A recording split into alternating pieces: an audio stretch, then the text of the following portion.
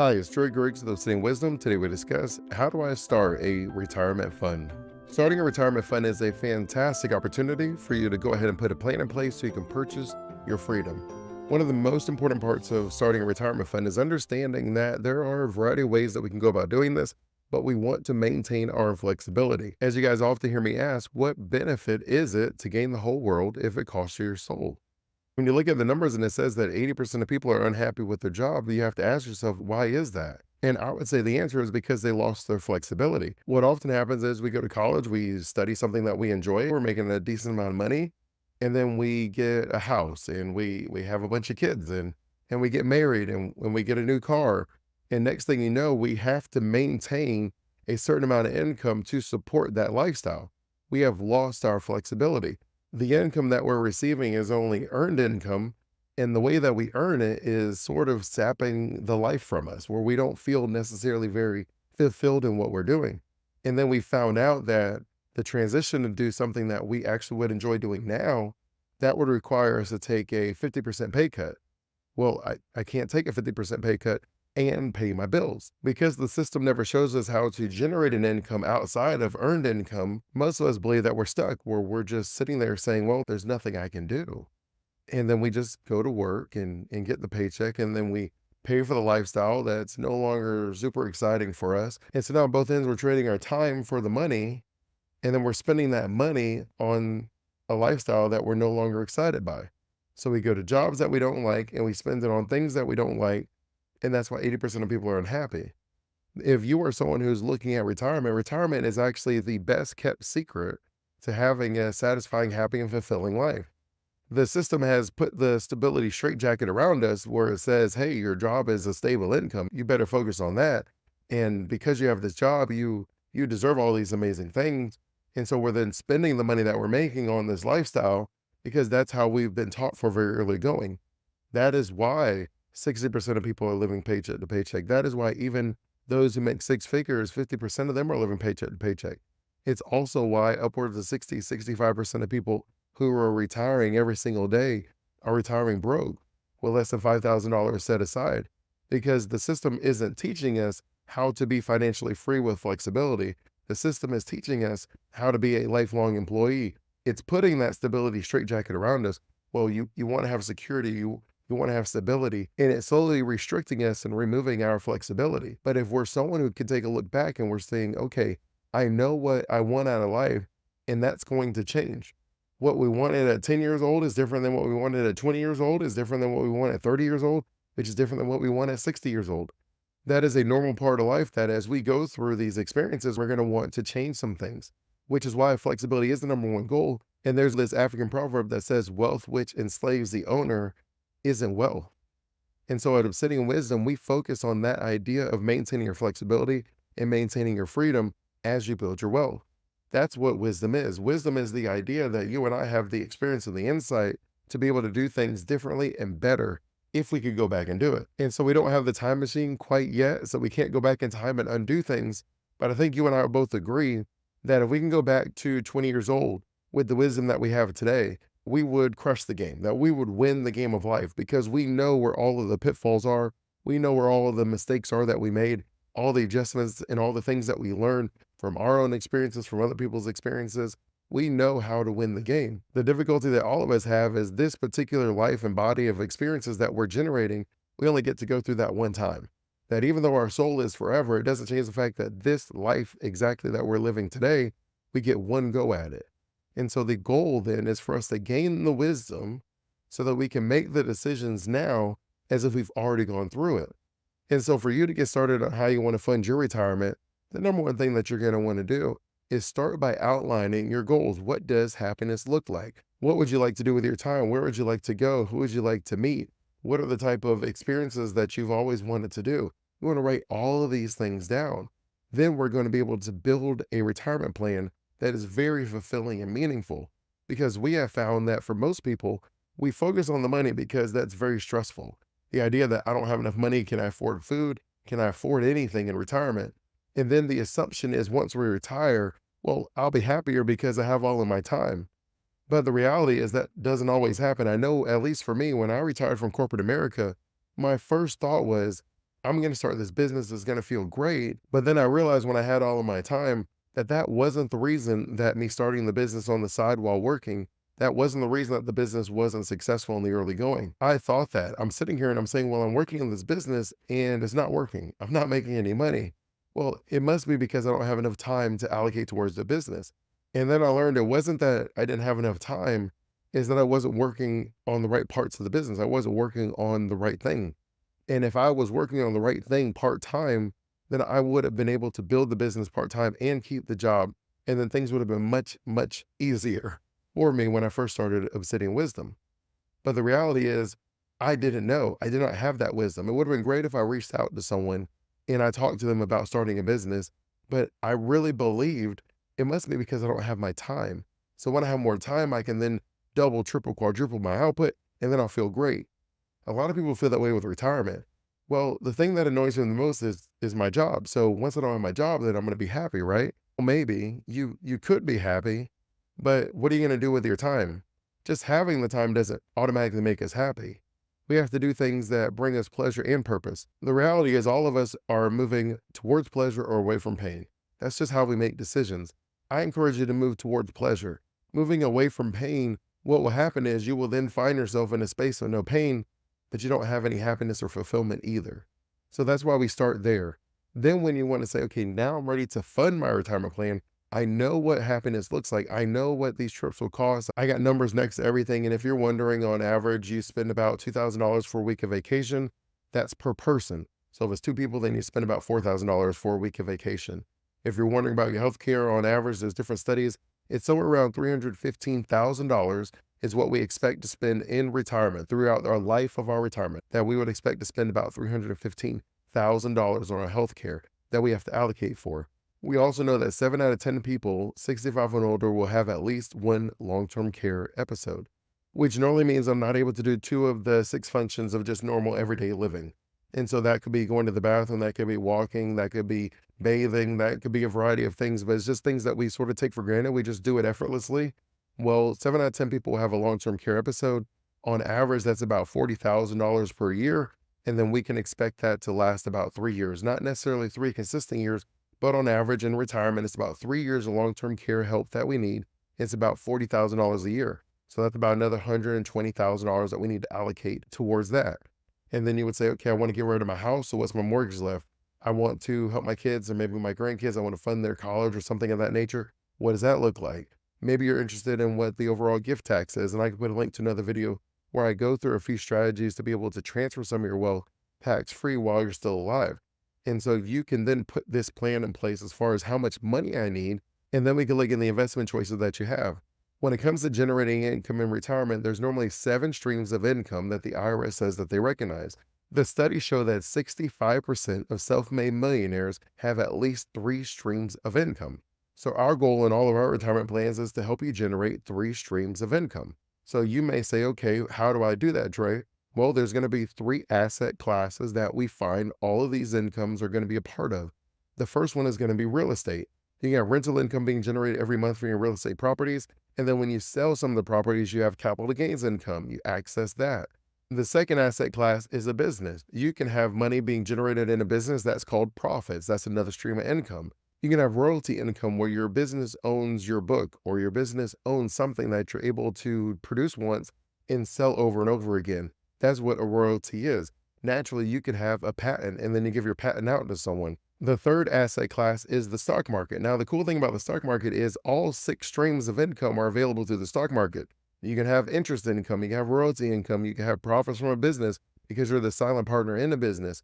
You can have investment income, which is your dividends. You can have capital gains from selling a stock that you've owned for a year and a day. And you can have rental income from investing in REITs, real estate investment trust. So you can see that all 6 of the streams are in there. That's why the top 10% of wealth owns 89% of the stock market, because they're generating all of these multiple streams of income to continue growing. Now, for most of us, starting with the stock market makes the most sense. It has the lowest barrier of entry, and then it normally has a variety of options that we can access. For example, you normally want to take advantage of the free money, your free money through your employer-sponsored retirement plans. If you have a 401k or 403b or something similar to that, then you're well aware that you have an employer match to where you put in 3% and then your employer will match that 3%. And then sometimes we have where we have to put in 6% and the employer matches 50% of that. Whatever it is for you to get the entire amount of free money, that's the amount that you normally want to start with. You're already going to be getting a 100% return on your investment, because if you put in 1% and they put in 1%, that means you doubled your money. You put in $100, your employer puts in $100, that's a 100% return on your investment, which is going to be much more than I can get you. So that's a great place for you to be able to start. Go ahead and get the 100% return. It's important to note that starting is the most important thing about having a retirement fund. It's less about where you're putting the money, because you can move the money around.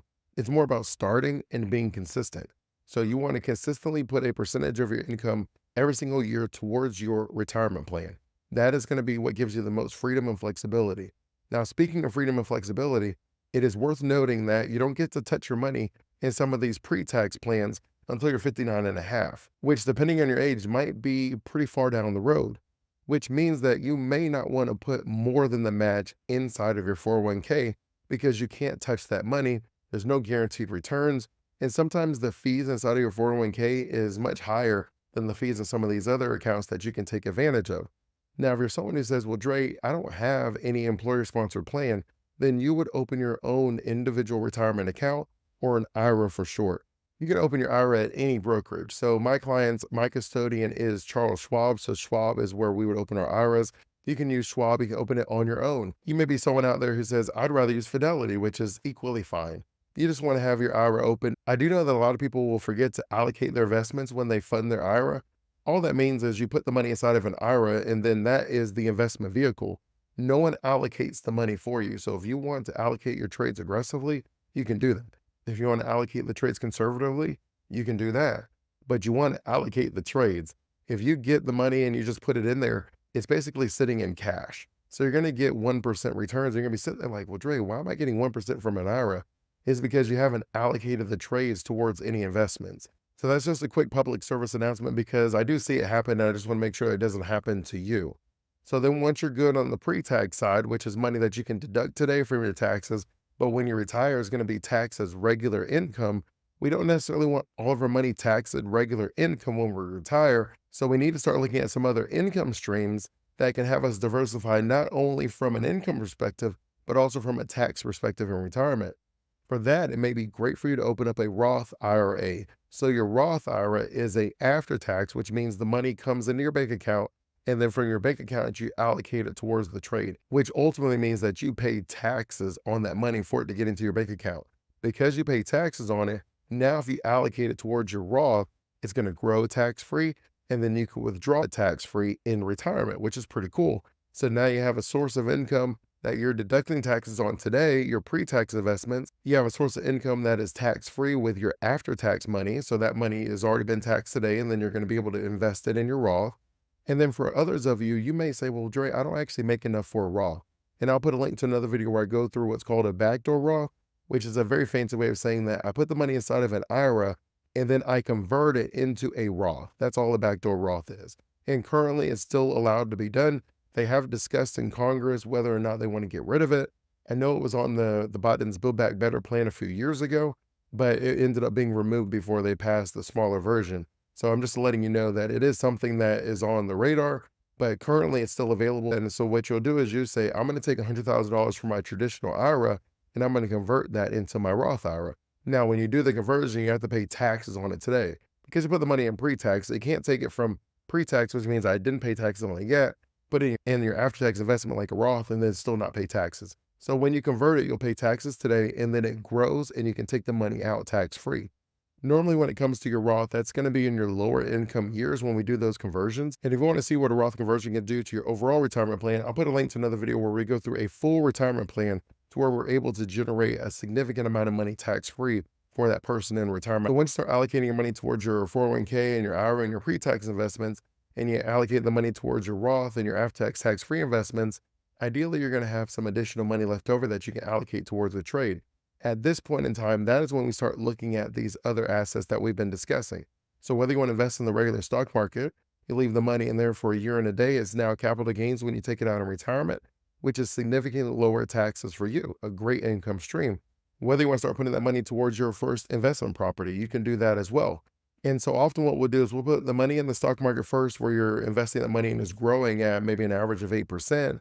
instead of putting the money in your bank account is growing on average at 0.08%. Now, granted, it's a little bit higher now because the interest rates are a little bit higher. So you might be able to get 4% from your investments inside of your own interest accounts at your bank. But if you're able to put it in the stock market because you're saying, I'm not going to buy my first property for at least 5 years, if you're not going to touch the money for at least 5 years, I think you could put it in the stock market. Now, your own risk tolerance might mean that you have to put the money inside of the interest accounts first at your bank, like a money market account or things like that. But normally, if you're going to leave the money invested in the stock market for at least 5 years, then that's going to be a great opportunity where you have the money invested and then it grows a little bit quicker. And then you're able to take some of the money out and put the down payment on your first investment property. And then you're able to say, okay, now I have this amount of income being generated. Normally, it's the 1% rule. And all that means is whatever I paid for the house, I should expect to receive about 1% of that as far as my monthly rental fee. Now, of course, you have to cover all your costs. So whatever you net, it might be 500 a month, it might be 1,000 a month, you might net nothing. And then that really comes into play where you're looking at it as a long-term retirement strategy. You might be saying, I'm netting nothing, but this mortgage is being paid off without money that I'm putting in, which ultimately means at some point before your retirement, you're going to have this asset that is debt free. At which point you'll have two choices. You can either sell the property and then you would have the capital gains that you'll pay on and things like that. And then you could take that money and put that into purchasing a business, or you take that money and put that into the stock market. You have this flexibility on which asset class you want to do. All three of these asset classes are interchangeable. Normally, the decision is your risk tolerance and what return can I expect. If I have the better opportunity to make a greater return in the rental properties, then I should get a rental property. If I have the opportunity to make a better return purchasing a business, then I should purchase a business. If I have the ability to make a better return in the stock market, then I should invest in the stock market. But from that point in time, you're going to be putting your money in these multiple asset classes. Now, granted, you really only need to figure out one of them because 65% of self-made millionaires have three income streams. You have so much flexibility when it comes to how do I fund my retirement plan. But what you really want to keep in mind is wealth, which enslaves the owner, isn't wealth. And if you keep that in mind when you're making these decisions, you will then be able to decide whether that is too expensive of a cost, not from a financial perspective, but from a lifestyle perspective. Am I going to have to sacrifice my health and time with my family? If that's the case, then maybe you don't choose that route. If it's something that everybody agrees upon, because we do have to make some sacrifices. We have to sacrifice our time for the money early on, but ideally we then take the money and then we buy back all of our time. That is why it's important to remember, if you're giving your time, if you're selling your time for the money, you should be selling it in a way that you can buy it back. Because if you're unable to buy it back, then you might have paid too high of a cost. I see these stories, these crazy stories in Hollywood. You see with P. Diddy, where all this crazy stuff is happening. And apparently it's been happening for years. And the people that allowed it to happen, why would they allow it to happen? Well, they believed it was the only way for them to become famous. That's the cost of fame, to allow yourself to be abused and mistreated and taken advantage of. They felt like that was the only opportunity. And you read about these stories all the time, everywhere from child actors and different ones where it seems the cost of fame is relatively high in Hollywood, that there's a lot that is asked of them, that there's a lot that they sacrifice for that fame. And sometimes we have to sit and look back and say, you know what? There has to be a different way.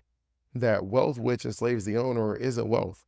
And ultimately, that's going to come back to bite me. You find similar stories, but on a smaller scale, where people are trying to become doctors and lawyers and have these careers that are very demanding. Some of the traders on Wall Street, where it's a very demanding career, but you'll make a lot of money. But these people end up committing suicide. And so while it may not be as publicized as the things that are going on in Hollywood, the cost, the exchange is still always happening. And if we trade too much, then it becomes very difficult for us to buy back any of that freedom. Now, I know that these are heavy topics, and I would agree with that, but it is really important to flesh out and understand that when you're starting your retirement fund, you have to be very mindful about the trades that you're making. How much money am I putting up, and what am I going to receive in return? If I trade this amount of time, do I ever get it back? For example, the time that we trade with our kids when they're a certain age, we really can't buy that back, right? At some point, our kids become an age where they don't want to go to Disney World with us anymore. Now, the good news is they normally come back. That is more like a little window, sometime around a teenager, sometime maybe after 25. Then we sort of look back and we're like, man, our parents were all right. They were pretty cool. And so we do have the ability to buy back some of the time, But I've also seen that I've talked to people where the resentment is tied to your success, where they feel like the parent chose the business or the success over time with the kids. And sometimes we can explain the sacrifices that need to be made. And sometimes they can understand and grasp that, especially as they get older and they have kids and they understand the sacrifice of raising kids and providing for them in these different things.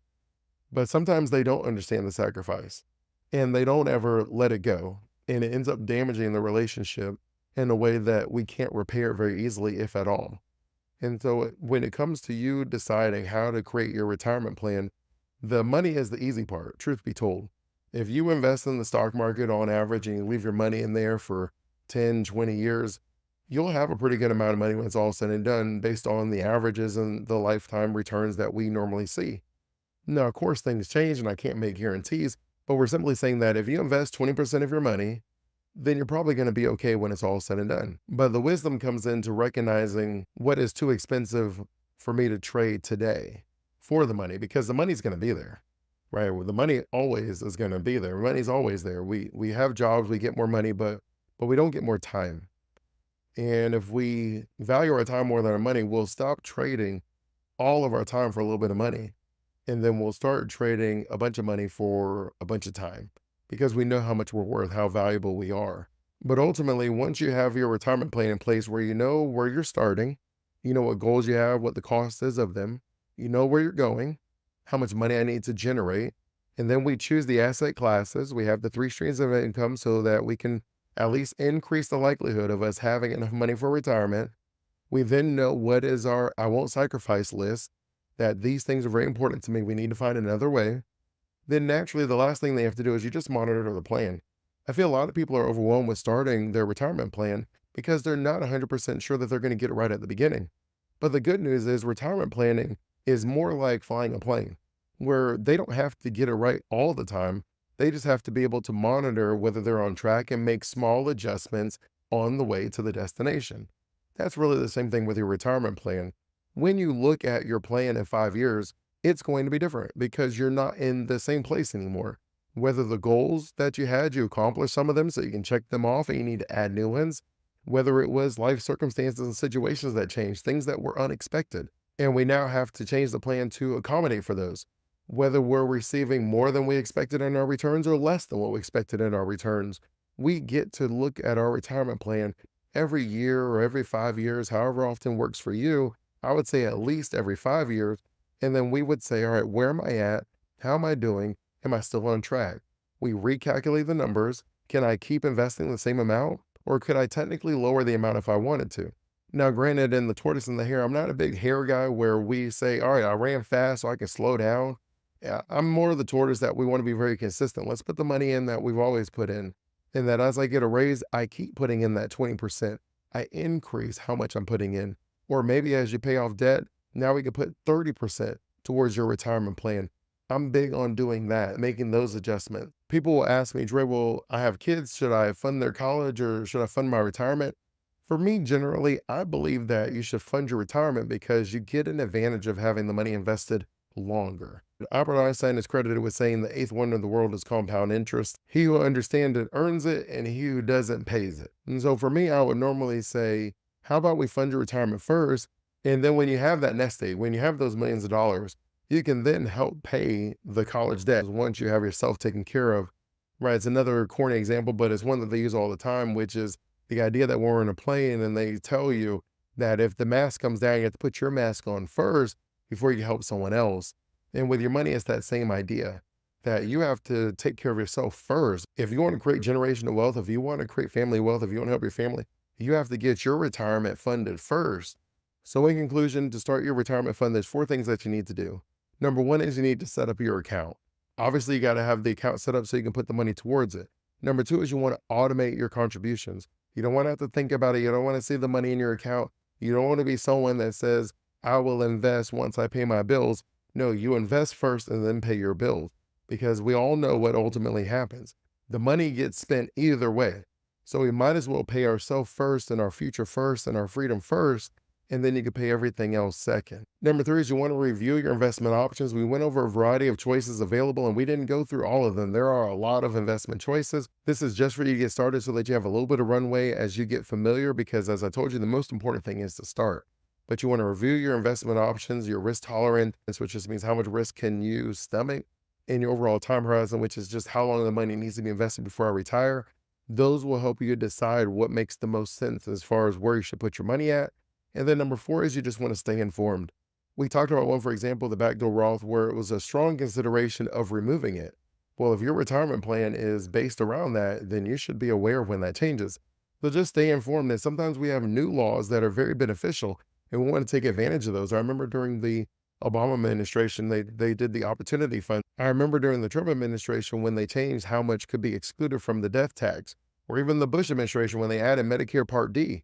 These are all changes that you want to be informed of, that you want to be aware of, and you want to keep an eye on these things. If you found value in this video, I simply ask for you to like and subscribe so you can continue receiving valuable insights on how to create your own wealthy retirement system.